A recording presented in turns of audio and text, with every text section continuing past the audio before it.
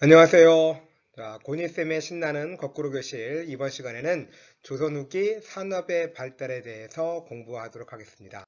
자, 이번 시간을 통해서 여러분들은 이것만은 꼭 알아두었으면 좋겠네요. 첫 번째는 뭐냐면 이항법의 영향입니다. 우리 이항법이란 쉽게 말하면 모내기법이에요. 그 모내기법이 전국적으로 실시가 되면서 많은 영향을 끼치게 되는데 그 이항법의 영향을 먼저 여러분들이 가장 먼저 핵심적으로 기억을 하셔야 될 것이고요.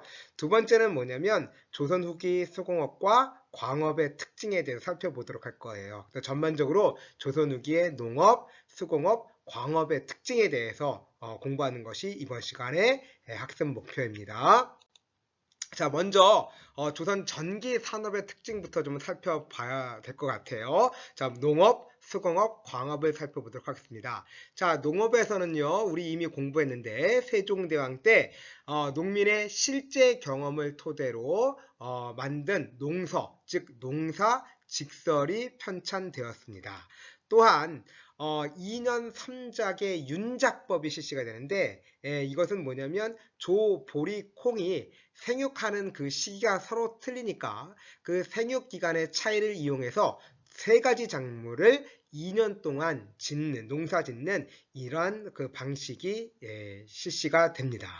자, 세 번째로 시비법이 개선되면서 휴경지가 소멸되고 매년 경작이 가능해졌습니다. 이게 무슨 말이냐면 시비법은 거름 주는 법이에요. 거름 주는 법. 바로 땅에 영양분을 주는 것이죠. 자, 조선전기 전에는요, 그 시비법이 발달하지 못했기 때문에 한번 농사를 지으면 그 다음에는 그 땅을 농사 짓지 않고 쉬게 묵혀두는 거예요. 이걸 휴경지라고 합니다. 쉴 휴자에 써서 휴경지라고 하고, 그래서 휴경지를 두고 다른 곳을 또 경작시키고 그 다음에는 원래 경작했던 곳은 쉬게 묵혀두고 묵혀두었던 토지를 다시 경작하는 것이죠. 이렇게 하는 이유는 한번 농사를 지으면 작물들이 대부분의 영양분을 다 뽑아먹기 때문에 그 다음에 또 똑같은 작물을 심으면 이제 잘 자라지 않게 되기 때문이죠. 그렇기 때문에 조선 전기에는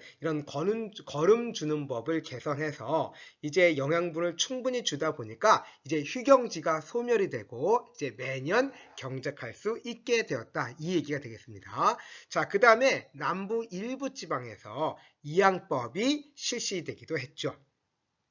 자, 수공업은요, 주로 관영 수공업 중심이었습니다. 관에서 운용하는 수공업이란 이런 뜻입니다. 자, 이 조선 전기에는 그 장인들, 우리 기술자들을 장인이라고 하죠. 그 국가에서는 그 장인들의 명부를 파악하고 있었어요. 그래서 장인들의 명부를 공장 안이라고 하는데 공장 안에 장인들의 이름을 등록해 놓고 그 장인들이 소속 관청에서 부역에 의해서 수공업 제품을 생산하는 거죠. 자, 우리 농민들은요, 우리 그거 했잖아요. 전세, 공납, 역의 의무가 있다. 역에는 요역이 있고 군역이 있다라고 했죠. 그러니까 농민들은 요역과 군역을 부담하는데 이 수공업자들은 대신 이제 그 요역으로서 바로 관청에서 소속 관청에서 자기에게 할당된 그런 수공업 제품을 생산하는 것이 이것이 바로 역이었습니다. 그래서 이러한 부역에 의해서 수공업 제품을 생산해서 관청에 납부를 하는 것이죠. 물론 자기에게 할당된 그 액수보다 더 많이 생산을 하게 되면 국가에 세금을 내고 사적으로 팔 수도 있었습니다. 자, 세 번째는 광업입니다. 광업은 부역 노동을 통해서 광물을 생산을 했는데 예를 들어서 그 강화도에 금과 은이 많이 난다라고 보시면 이렇게 가정을 한다면 옛날에는 강화도 군수가 강화도 주민들의 요역을 통해서 강제로 그 광산을 개발하도록 하고 거기서 난 그런 금과 은을 국가에 내는 이런 식으로 민간인이 광산을 개발하고 운영하는 것이 아니라 관에서 바로 주도해서 농민들의 부역 노동을 통해서 광물질을 생산했다. 이렇게 보시면 되겠습니다. 자, 그러면 조선 후기에는 어떻게 바뀌어가는지 살펴보도록 합시다. 먼저 농업입니다.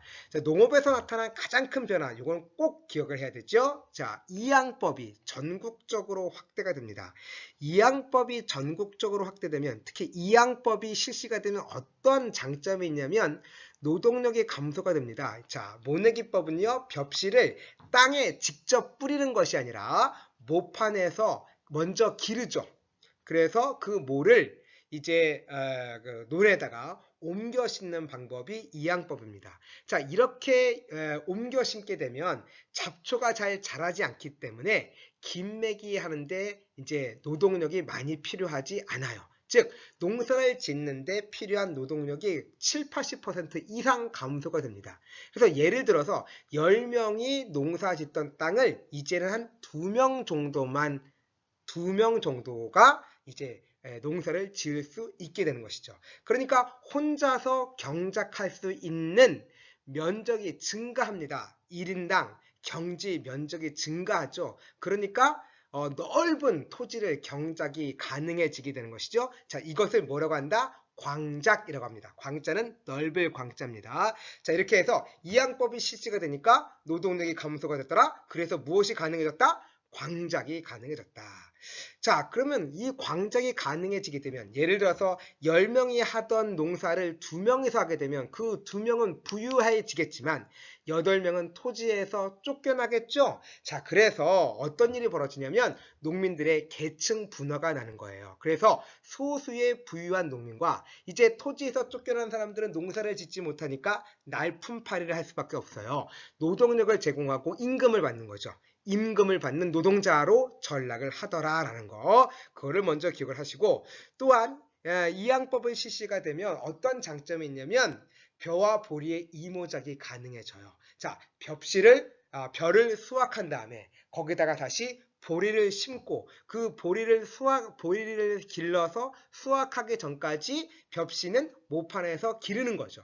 그래서 보리를 수확한 다음에 이제 다시 거기다가 물을 채우고 모를 옮겨 심게 되니까 1년 동안 벼와 보리 2가지 작물을 생산할 수 있게 된 겁니다. 따라서 생산력이 2배로 늘어났죠? 자, 이러한 장점이 있었습니다. 자, 두 번째로요, 이 시기 조선 후기에는요, 상품 작물을 재배했습니다. 담배라든가 인삼, 면허와 같은 상품 작물을 재배했다. 자, 이런 것들은 상품이에요. 그러니까 내가 소비하기 위해서인 것이 아니라 장시에 내다 팔아서 이익을 얻기 위해서 재배하는 거죠. 이런 상품 작물이 재배를 통해서 부를 축적해놨고, 특히 이 시기에는 쌀의 상품화가 촉진되었어요. 보통 쌀은 자기가 소비하기 위해서였죠. 그런데 쌀을 더 많이 생산해서 이것을 장시에 내다 파는 이런 쌀의 상품화가 촉진되었다는 것입니다. 자, 세 번째로 조금 어려운 말이 나왔네요. 지주 전호제가 확대가 됩니다. 자, 땅을 경작하면서 이익이 많아지니까 부유한 사람들은, 양반 지주들은 토지 소유를 계속해서 늘려나가게 되는 것이죠. 한쪽 양반 지주들이 토지 소유를 늘려나간다는 얘기는 일반 농민들이 토지를 잃고 몰락한다는 얘기죠. 토지를 뺏기면 그 사람은 이제 땅을 빌려서, 즉 소작인이 될 수밖에 없습니다. 자, 그러면 이러한 소작인을 조금 어려운 말로 하면 뭐라고 하느냐? 전호라고 합니다. 따라서 지주 전호제란 무슨 뜻이냐면, 지주는 땅을 대고 전호, 즉 소작인은 노동력을 대서 곡식을 생산하는 체제를 우리는 지주전호제라고 합니다. 그러니까 지주전호제가 확대했다는 얘기는 결국은 뭐냐면 대다수의 토지는 양반 지주가 가지고 있고, 농민들은 토지가 없이 지주의 토지를 빌려서 경작하더라라는 얘기입니다. 자, 이러한 구조, 이거를 지주전호제라고 하는데, 지주전호제가 확대됐다. 즉 지주의 토지 소유가 그만큼 늘어났다라는 얘기가 됩니다. 자, 한편 이 조선 후기에는 지대 납부 방식이 조금 변화합니다. 또 어려운 말이 나왔네요. 지대라는 얘기는 뭐냐면 땅을 빌린 대가입니다. 쉽게 말하면 소작료가 되겠죠. 그 소작료를 지주에게 납부하는 방식이 원래는 타조법입니다. 타조법은 뭐냐면, 자, 그 소작인이 농사를 져서 수확을 하게 되면 수확량의 절반을 땅값으로 지주에게 주는 제도죠. 그래서 수확량의 50%를 이제 지주에게 주는, 그래서 지주와 전호가 반반씩 나누는 제도를 타조법이라고 합니다.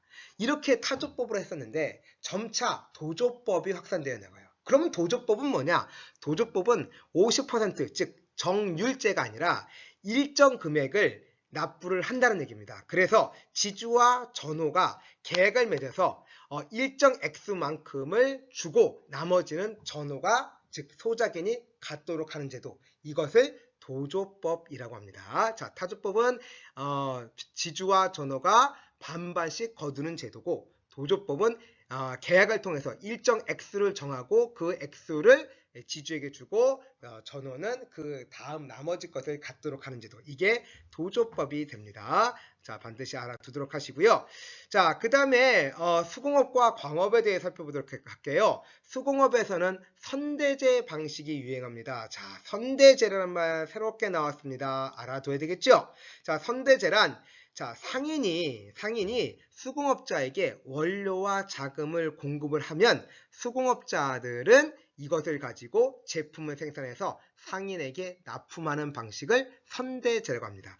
선자는 먼저 선자예요. 그래서 상인이 원료와 자금을 미리 먼저 수공업자가 주면 수공업자가 그것을 통해서 제품을 생산해서 상인에게 납품하는 그러한 방식을 선대제라고 합니다. 그래서 조선 후기에는 선대제 방식이 유행했다는 거 알아두도록 하시고요. 자, 광업에서는 민영광산이 발달하죠. 조선 전기에서는 지방관이 고을 백성들의 부역 노동을 통해서 광물질을 생산하도록 했는데, 조선 후기에는 민영광산이 발달해요. 즉 민간인에게 광산 개발을 허용을 하고 대신 국가는 세금으로 수취하는 제도죠. 자, 이 조선 후기에는 청과의 무역이 활발해져요. 근데 청나라는 화폐로 뭘 사용했냐면 은을 사용했기 때문에 은광 개발이 매우 활기를 띠게 되고, 또 따라서 광물질 생산, 광업도 매우 활발해지게 됩니다. 자, 그래서 광산 개발의 이익이 커지다 보니까 국가로부터 허가를 받지 않은 채 몰래 광산을 채굴하는 사람들도 나타났어요. 이런 그 행위를 우리는 잠체라고 얘기를 합니다. 몰래 광물질을 생산하는 방법, 생산하는 것을 우리는 잠체라고 합니다. 이런 잠체도 성행하게 되죠. 자, 그러면 일반적으로 어떤 방식으로 광산이 운영되는지 살펴보도록 할게요. 자, 먼저 광산 경영 전문가, 오늘날로 말하면 CEO라고 보면 되겠지요. 이 광산 경영 전문가를 덕대라고 하는데, 그 덕대가 상인 물주에게 자본을 공급받아요. 그러면 이 덕대가 채굴업자, 그 다음에 채굴 노동자, 재련 노동자를 고용을 해서 광물질을 생산하는 것이죠. 자, 그러다 보니까 어떤 현상이 나타나느냐? 자, 자본, 그 다음에 경영, 그 다음에 노동이 분리가 되죠. 자, 그랬기 때문에 이것을 뭐라고 하느냐면 근대적 생산 방식이다라고 합니다. 요즘 요즘 현대사회에서도 보면, 자, 자본가가 있고, 자본을 공급하는 주주가 있고, 자, 그 다음에 경영자가 있고, 그 경영자는 노동자를 고용을 해서 어떤 제품을 생산하잖아요. 그래서 이 조선 후기의 광산 개발은 이런 오늘날과 유사한 근대적 생산 방식으로 광물질을 생산했다. 이걸 여러분들이 알면 되겠습니다. 자, 지금까지 조선 전기와 후기의 농업, 상업, 수공업에 대해서 살펴봤습니다. 다음 시간에는요, 상품 화폐 경제 발달에 대해서 공부를 하게 될 거예요. 상업을 중심으로 공부를 하게 될 겁니다. 자, 조선 후기 경제사 부분은 조금 까다롭고 어렵고 용어도 생소합니다. 여러분들 반드시 잘 기억을 해서 기말고사에 대비하면 좋겠습니다. 자, 다음 수업 시간에 만날게요. 안녕.